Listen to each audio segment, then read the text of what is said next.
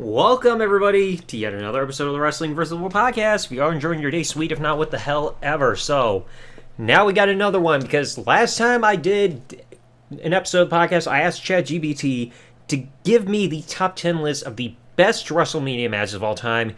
Now, let's go to the opposite side of the coin, because I asked ChatGPT, please, give me your list of the top 10 worst WrestleMania matches of all time.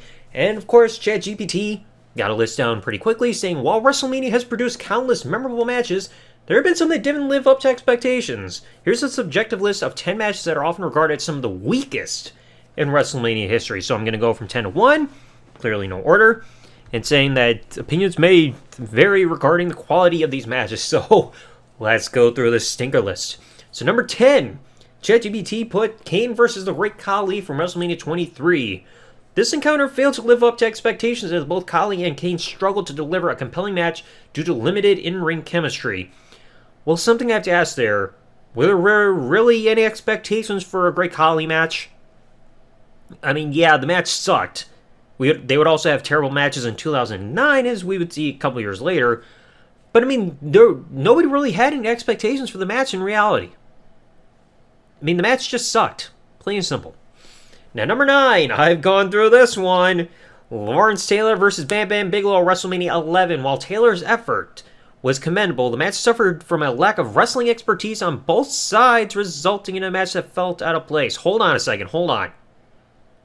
Let me ask that for a second. I agree, this match sucked, and it had no business being the main event of WrestleMania 11. But saying this match suffered from a lack of wrestling expertise on both sides? Hold on a second. One of them is Bam Bam Bigelow. The other is Lawrence Taylor. Bigelow had been in the business for at least 10 years at this point? I know he was around back in the mid to late 80s in WWE for his first run. But there's no lack of wrestling expertise on Bam Bam Bigelow's side. It's all Lawrence Taylor lacking it. And the match was just sluggish and slow. And fucking Bam Bam got buried. He got beaten in his own game of wrestling to a non-wrestler cleanly in the main event of the biggest show of all time. I went through this with the WrestleMania 11 review. I agree, this main event sucked, but it's just it's not a fault on both sides. I mean, Bigelow, like Hardcore Holly said in his book, he had to pretty much kill himself just to try to get this match to work. So yeah, I agree this match sucked, but I question that line there. Number 8, Bam Bam Bigelow and Luna Vachon versus Doink and Dink from WrestleMania 10. I honestly don't remember a thing about this match. The ChatGPT just says, this mixed tag team match was heavily focused on comedy and failed to provide a compelling in-ring contest, leaving fans disappointed. I don't think fans really had anything to expect when you had clowns involved. So, I'm just going to leave it there. Number 7, this is where I'm going to question the description of this list. The Miz versus John Cena, WrestleMania 27. Saying, despite being a highly anticipated main event, this match received criticism for its lackluster action and interference of The Rock overshadowing its competitors. I honestly highly doubt people were highly anticipating a match between The Miz and John Cena, especially because there's The Miz in it. Okay? The Miz did not feel like a main event guy. He just felt like a mid-carder with the WWE Championship during his entire WWE title run. I mean, yeah, that's more elevated position compared to Jinder Mahal, like I've discussed in a past episode, but it's like nobody was highly anticipating this match. I mean, it was a little bit better than Lawrence Taylor, Bam Bam Bigelow, in my opinion. And yeah, the match was lacking because it just did not click, but it was not highly anticipated. The only thing people highly anticipate is seeing The Miz get his fucking ass kicked. That's it. Number 6. Oh boy. Speaking of WrestleMania 27, Jerry Lawler versus Michael Cole. WrestleMania 27. This match, featuring commentator Michael Cole and guest referee Stone Cold Steve Austin, was plagued by excessive comedy and an unsatisfying finish. I did not remember any comedy happening in that match. I mean, what was so funny about the match? The match actually sucked. Cole at one point got his teeth knocked out in rehearsal prior to the show. Still in the match, he lacked any real in-ring action or any expertise in his career, or experience, that's what I'm looking for. It's just the whole thing was just Jerry Lawler making Michael Cole suffer and Stone Cold kind of getting involved, and then you had the unsatisfying finish Stone Cold laid his hands on Michael Cole, let Michael Cole repeatedly tap out to the ankle lock by Lawler before finally ringing the bell, and then the anonymous Raw GM is just like, yeah, fuck it, this whole thing is reversed. So it's just like, no. Bad all around. Now, ChatGBT, I just spotted an error. Because number 5 and number 1, you had the exact same shit. Like, you have the same match, and you have different descriptions. Number 5, he put The Undertaker versus Giant Gonzalez WrestleMania 9. The problem is, you listen to this description. The second encounter between Undertaker and Giant Gonzalez didn't fare much better than their first, with the match being heavily reliant on outside interference. Their second encounter was at SummerSlam. Okay, they had one WrestleMania match together. So I don't get why you're given the description of their SummerSlam 93 match, which was a rest in peace match, aka no DQ match. You're putting it at number 5 here with the wrong description. Why? That's not a WrestleMania match. I'll get to that when we get to number 1. Number 4, Bret Hart versus Vince McMahon, WrestleMania 26. While the build-up to this match was intriguing, the actual in-ring encounter was underwhelming due to McMahon's limited wrestling ability. Well, that and Bret couldn't really wrestle the way he could because of his stroke from 8 years prior. But I mean, the one defense I'll give this match was that it got the job done.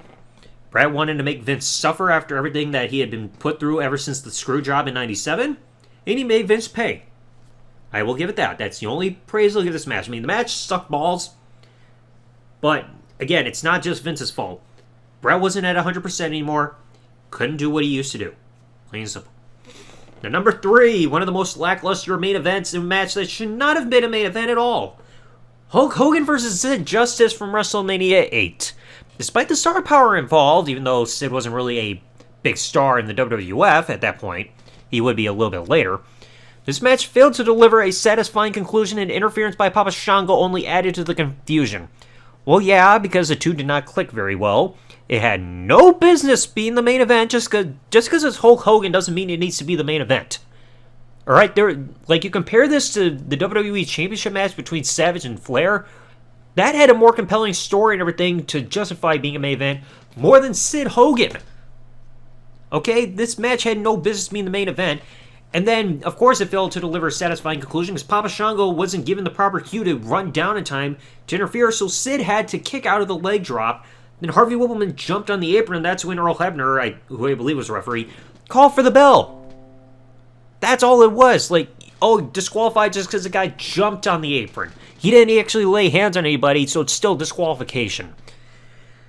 I mean, the only good thing that happened afterwards was Warrior returning. But that was it. Now, number 2, a match that the first time I watched this match, it almost put me to sleep. Brock versus Goldberg, WrestleMania 20. The anticipation for this match was high, but both Lesnar and Goldberg were leaving WWE, resulting in a lackluster contest with a disinterested crowd. Yeah, because that crowd was probably the most vocal match that we saw at WrestleMania 20. I mean, the crowd was just, at first the crowd was being like, Goldberg, when he made his entrance, and then next you know, the bell rings and the fans are just immediately shitting on both of them. After a while, they're even brawling on the outside, and the crowd who was chanting Goldberg during his entrance, they said, Goldberg sucks. I mean, I think, didn't they show in one of those documentaries showing some side footage on the network or Peacock where Goldberg was getting heckled by the fans, and he's just like, hey, fuck these fans. They just say, all right, they're going to shout at us, we'll give them a shit match. And the match, my God, I had bowel movements that passed through faster than the opening moments of the match. I can take a shit faster than it takes them to actually lock up and have any action. And the most over person was his guest referee, Stone Cold Steve Austin, who was a year retired. Yeah, thank God they've made up for it with their match WrestleMania 33, but this match blew. And then finally, number 1. Like I just mentioned, The Undertaker, Giant Gonzalez, WrestleMania 9. This match is often criticized for its slow pace and lack of in-ring action. Giant Gonzalez's limited wrestling ability hampered the quality of the match. Yeah, because all they did were strikes. Like clubs, punches, uppercuts like with open palms, and that was it. Then all of a sudden, oh, here comes the cum rag, covered in an ether. Oh, Undertaker, smell the ether and smell the cum, and it makes him pass out. It's like, oh, jizz! And then, like, so that results in disqualification. Undertaker later comes back, and then at least does that front flip leaping clothesline and knock Giant Gonzalez off his feet finally. But it's just like the most interesting part of the match happened after the bell rang to signal the end of it. Like, this match was god-awful. And it was like the big blemish on The Undertaker's WrestleMania streak. Yeah, he's still undefeated, but it was pointless trying to protect Giant Gonzalez because the match blew, and you had the one match on The Undertaker streak that ended with a non-conclusive finish. Everything else had a conclusive finish from WrestleMania 7 all the way up until he retired at WrestleMania 36 for his WrestleMania record. I can't call it a streak because it was done being a streak of 30, but yeah, this match was awful. But still, ChatGPT, you screwed up on the description of WrestleMania, or choice number 5, so what were you really going to say there? So anyway, let me know in the comment section below, do you agree with this list of the 10 worst WrestleMania matches according to ChatGPT? Or are there some matches that you would swap out with others? Let me know in the comment section below. And if you enjoyed today's episode, folks, please remember, leave a like, subscribe with the bell, turn on if you're listening to this on YouTube, or follow if you're listening to this podcast on any other service that this podcast is available on. And I will catch you all in the next episode. Thanks for listening, everybody. Like, comment, subscribe. Peace out, and good day, everybody.